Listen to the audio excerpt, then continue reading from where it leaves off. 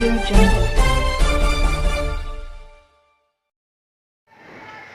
आदाब, नमस्कार, सत श्री अकाल। आप देख रहे हैं न्यूज प्लस वन की खास रिपोर्ट। जैसे कि आप जानते हैं, यूपी चुनाव जल्द ही होने वाले हैं। सभी पार्टियों के नेता अपनी बात आम जन तक पहुंचाने की कोशिश कर रहे हैं। ऐसी ही एक कोशिश इन्होंने भी की है, जिससे कि आप तक सही बात पहुंच सके। गाजियाबाद 2 जनवरी समाजवादी पार्टी महिला जागरूकता कार्यकर्ता सम्मेलन ओमसाई वाटिका मोहन नगर गाजियाबाद में किया गया। सभी क्षेत्रों से महिलाओं ने भाग लिया। कार्यक्रम की मुख्य अतिथि महिला सभा की प्रदेश अध्यक्ष श्रीमती लीलावती कुशवाहा ने कहा कि सपा के राष्ट्रीय अध्यक्ष माननीय अखिलेश यादव जी के मुख्यमंत्री बनते ही घरेलू बिजली बिल 300 किलोवाट फ्री किया जाएगा।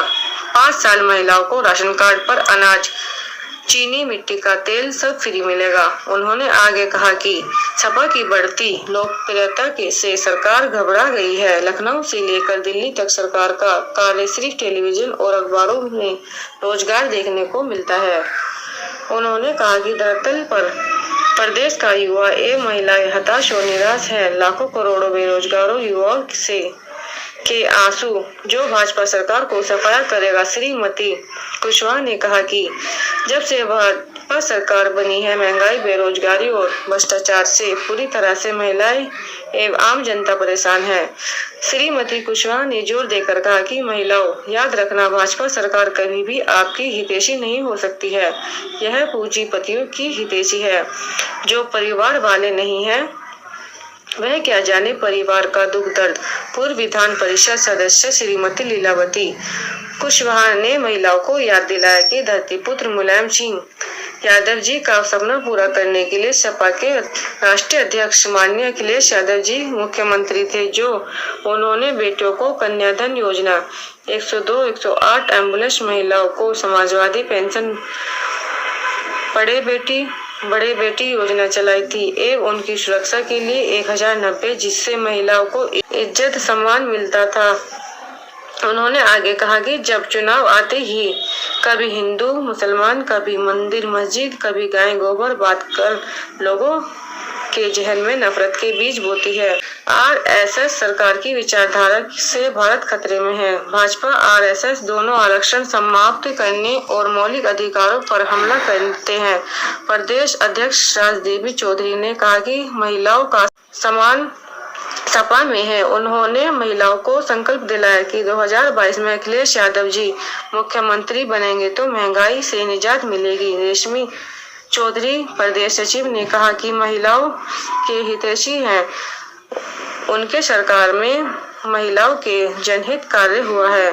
जितेंद्र मौर्य ने कहा कि महिलाओं को इज्जत सम्मान सपा से मिलता है। जिला अध्यक्ष कमलेश चौधरी ने अध्यक्ष किया और रितु खन्ना ने संचालन किया और कहा कि सार्वजनिक संपत्तियां सरकार बेच रही है।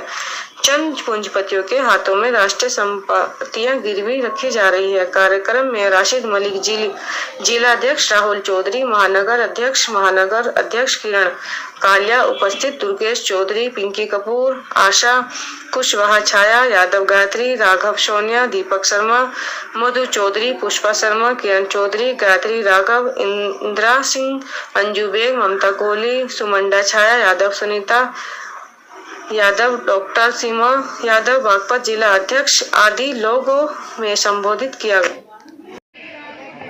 और हमारे बीच हमारे पत्रकार भाई, उनका भी मैं हार्दिक स्वागत करती हूँ।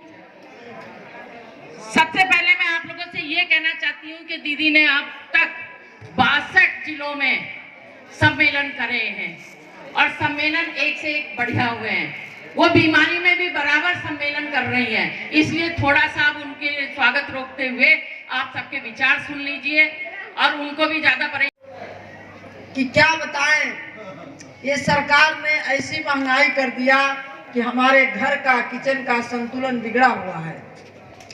मैं बहुत अफसोस कर रही हूँ कि जिस सरकार ने कहा था कि हम महंगाई कम करेंगे, सिलेंडर फ्री में देंगे, डीजल का दाम कम करेंगे, पेट्रोल का दाम कम करेंगे, वह सरकार भूल गई कि हम जनता के चुने हुए लोग हैं और जनता के बीच में दोबारा हमको जाना है।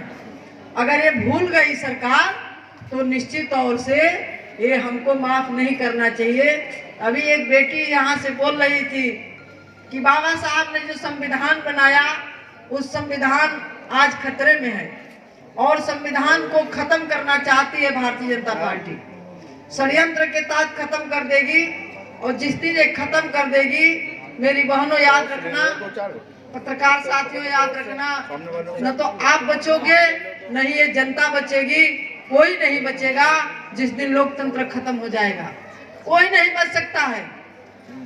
इसलिए मैं आप लोगों से कहना चाहती हूँ, मेरी बहनों, ये जिम्मेदारी आपकी है।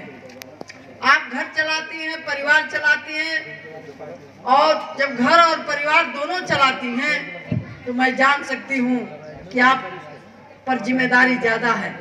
इस सरकार ने कहा था कि बेटी बचाओ बेटी पढ़ाओ का नारा दिया, लेकिन इस सरकार से जानना चाहते हैं कि बेटी बचाओ बेटी पढ़ाओ का नारा तुम्हारा खोखला हुआ, और जिस तरह से हाथ रस में Subscribe now and press the bell icon. Never miss an update.